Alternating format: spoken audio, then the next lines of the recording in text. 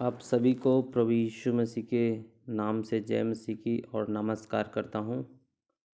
और आप सभी को मैं स्वागत करता हूं इस चैनल पर।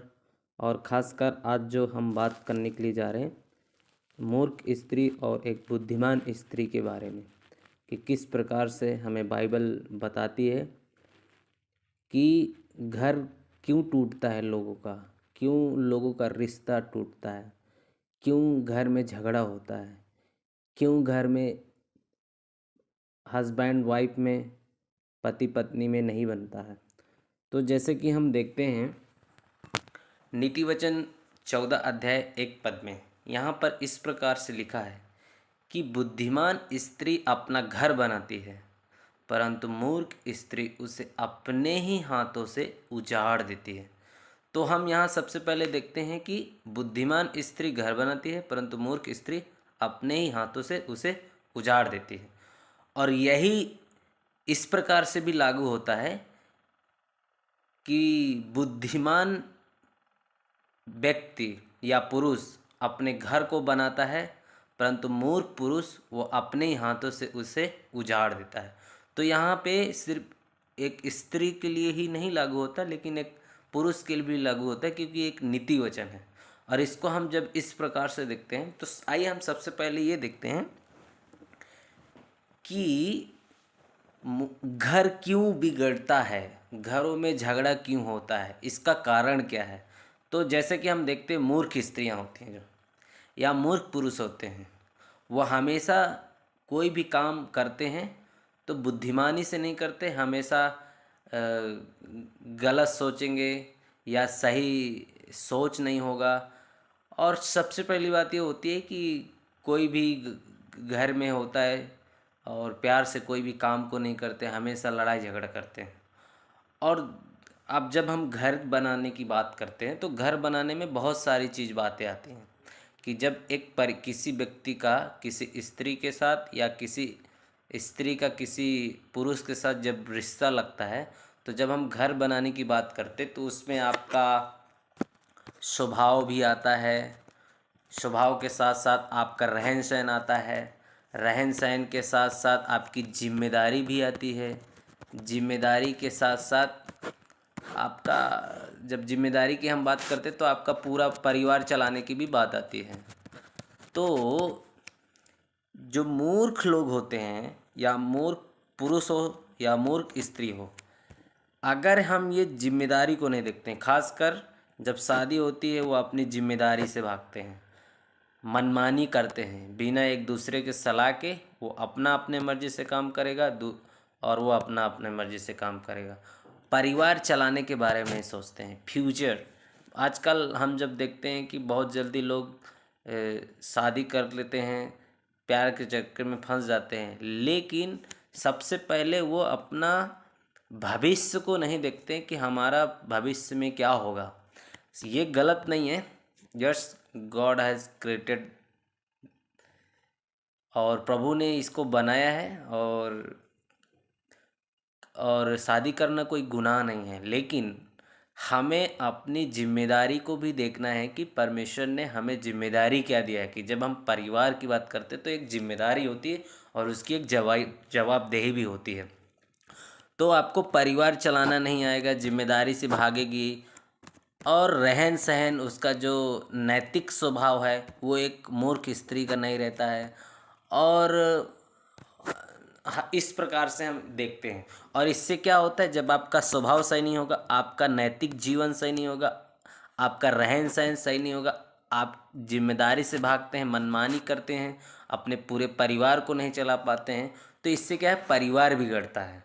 और जब परिवार बिगड़ता है तो फिर पूरी तरह से वो घर बिगड़ जाता है।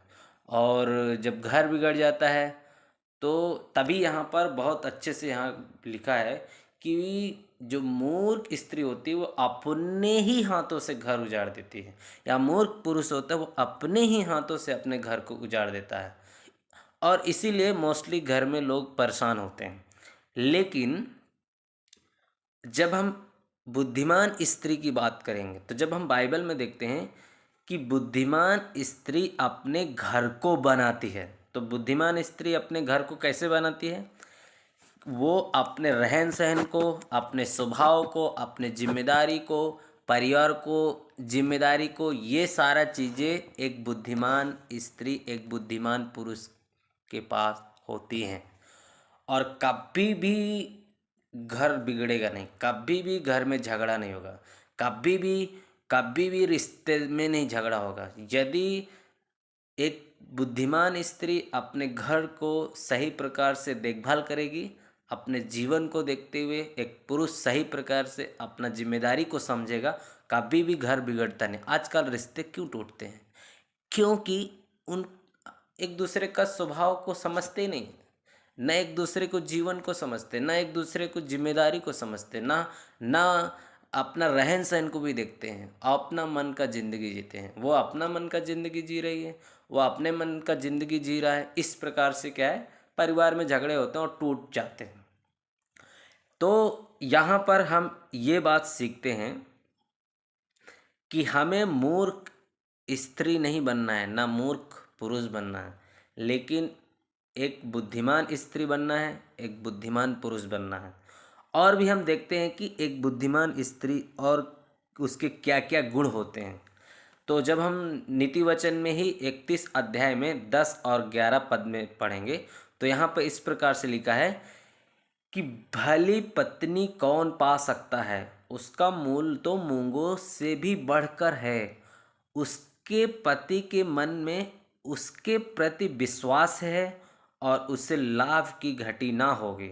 और यहाँ पर हम जब देखते हैं कि बहुत सुंदर हम नीति वचन में देखते हैं बाइबल में कि परमेश्वर का वचन इस प्रकार से कहता है कि भली पत्नी कौन पा सकता है, उसका मोल तो मूंगों से भी बढ़कर है।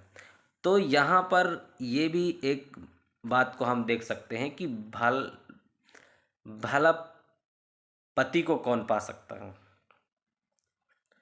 जब हम भले की बात करते हैं तो उसको हम नैतिकता में भी देखते हैं। यदि समाज में यदि कोई अच्छा व्यक्ति है तो उसका नैतिक जीवन अच्छा होगा। जैसे कि हम पहले देख रहे थे कि यदि कोई व्यक्ति सही है तो उसकी यदि कोई बुद्धिमान है तो उसका किस प्रकार से जीवन लाइफ होगा। और यहाँ पर हम वही बात को देखते हैं, यहाँ मूल्य की बात होती है। मूंग उन उसका मूल तो मूंगों से भी बढ़कर है। एक मूंग, जब हम इसकी बात करते हैं, जैसे कि हम हीरा की बात करते हैं, हीरा कितना कीमती होता है और उसकी कीमत उसकी सुंदरता से होती है कि किस प्रकार से चमकता है, इसीलिए उसकी उतनी ही कीमत होती है। एक सोना की कीमत क्यों होती है? क्योंकि वो उतना ही चमकता है, उतना उसका बदलता नहीं है रंग स्वभाव, क्योंकि वो बहुत ही अच्छा होता है। सेम इसी प्रकार से कौन भली पत्नी को पा सकता है, कौन भला पुरुष को पा सकता है? जिसका गुण स्वभाव अच्छा होगा, उसका रहन सहन अच्छा होगा, मनमानी नहीं जिएगी, एक दूसरे की बात को मानेंगे। जब इस प्रकार का स्वभाव होगा तो उसकी समाज में, उसके लोगों के बीच में, रिश्तेदारों में, जहाँ भी काम करते, चाहे आप स्कूल में हो, चाहे हॉस्पिटल में हो, चाहे समाज में हो, चाहे रिश्तेदारी में हो, हर जगह उसकी इज्जत होगी, उसकी कीमत होगी। जिस प्रकार से एक हीरे की कीमत होती, उसी प्रकार से भले स्त्री की भी कीमत होगी और भले पुरुष की भी कीमत होगी। उसका मूल मतलब उसको लोग इज्जत करेंगे, आपकी इज्जत करेंगे। यदि आपका जीवन सही है, यदि आपका स्वभाव सही है, तो आपकी हर जगह इज्जत होगी, हर जगह आपकी वैल्यू होगी। तो लेकिन हमें हीरा बनना है। सोना बनने के लिए आप लोग सब जानते हैं कितना उसको भट्टी पे डालते हैं, तब जाके प्रकाश देता। हमें अपने जीवन में यदि अच्छा जीवन जीना है तो हमें गलत आदतों को छोड़ना पड़ेगा, हमें गलत स्वभाव को छोड़ना पड़ेगा, हमें मनमानी ज़िंदगी जीने के लिए छोड़ना होगा। हमें परमेश्वर के वचन के अनुसार अपना जीवन को जीना है। साथ ही साथ हमें अपने जीवन को भी देखना है कि हमारा जीवन में कुछ गलतियां हैं कि नहीं।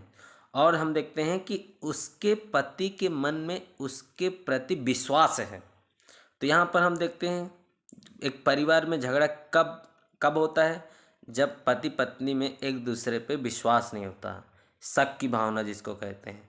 और शक एक ऐसा चीज़ होता है जिसको बोलते हैं, इसकी कोई मेडिसिन नहीं है। और ये सच बात है, जब आपका एक दूसरे के प्रति विश्वास हट जाता है तो यहीं से ही क्या है, परिवार बिगड़ना शुरू हो जाता है। और बहुत आप लोग आजकल न्यूज़ देखते हैं, आजकल मीडिया का ज़माना है, आप लोग देखते रहते हैं कि किस प्रकार से लोग का डिवोर्स होता है, किस प्रकार से लोग घर छोड़ के चले जाते हैं, किस प्रकार से लोग शादी होने के बाद भी भाग जाते हैं। ये सब चीज़ कारण क्या है? क्योंकि एक दूसरे के प्रति विश्वास नहीं, एक दूसरे के प्रति सही अंडरस्टैंडिंग नहीं, एक दूसरे के प्रति सही प्रकार का जीवन नहीं है। तो तब होता है, और उसे लाभ की घटी ना होगी। तो जब एक एक किस पति का उसके पत्नी के प्रति, और एक पति का और एक पत्नी का उसके पति के प्रति जब विश्वास होगा, तो कभी भी उसकी लाभ की घटी ना होगी। जैसे हम नीति वचन में देखते हैं कि उसके लाभ की घटी ना होगी। कभी भी आपको परेशानियां होंगी, चली जाएंगी। जब आप मिलकर, जब एक साथ अपने घर को बनाएंगे, अपना जीवन को सही प्रकार से जिएंगे, कभी भी आपको कमी नहीं हो सकती, कभी भी आप गरीब नहीं हो, कभी भी आप घटी नहीं होगी, कभी भी आप भूखे नहीं मरेंगे। क्यों? क्योंकि आप कुछ भी कदम को उठाएंगे तो एक दूसरे की सलाह लेकर, बुद्धिमानी के साथ जब आप कदम को उठाएंगे, तो आपका भविष्य भी सही रहेगा, आपका जीवन भी सही रहेगा, आपका रहन सहन भी सही होगा, आप अपनी जिम्मेदारी को समझ पाएंगे, आप अपने परिवार को भी चला पाएंगे। तो आइए मेरे प्रिय भाइयों बहनों, मैं आप लोगों से यही निवेदन करना चाहूँगा कि जिस प्रकार से हम वचन में पढ़ा है, हमने देखा है, क्या आप और हम इस प्रकार से हम अपने जीवन को पाते हैं? आइए हम प्रार्थना करते हैं। यदि आप लोग अभी इस वचन में ध्यान नहीं दिया होगा, तो आप मेरे प्रिय भाइयों बहनों, आप लोगों से मैं निवेदन करता हूँ, प्लीज़ आप इस वचन को पढ़िए और अपने जीवन में परमेश्वर को सर्वप्रथम स्थान दीजिए। जब आप परमेश्वर को देंगे तो आपका जीवन इस प्रकार से होगा जैसे हम इस वचन पे देखा है।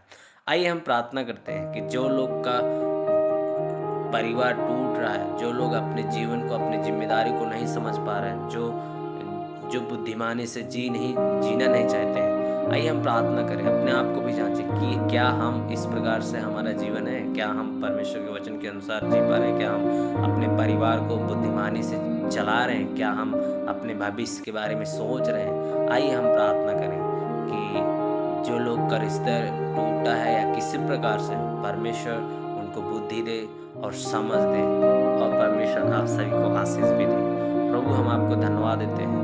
प्रभु आप जितने भी इस वीडियो को भी देखेंगे और या देख रहे होंगे, प्रभु आप उन सभी को ब्लेसिंग करें, आशीष करें। और हम प्रार्थना करते हैं प्रभु जी, आप बुद्धिमान स्त्री को प्रभु जी आप और भी बुद्धिमान बनाएं, और भी उनको जीवन को, उनके भविष्य को आप सफल बनाए लो। प्रार्थना करते हैं ऐसे ही बुद्धिमान पुरुष के लिए प्रभु जी, उसको भी आप सफल बनाओ। प्रभु जी आप बुद्धि दे, ताकि आपके वचन के अनुसार से हम आपके वचन के अनुसार जीवन को व्यतीत कर सकें। प्रभु जी हम आपसे यही निवेदन चाहते हैं। धन्यवाद के साथ ये प्रार्थना यीशु नासरी के नाम से।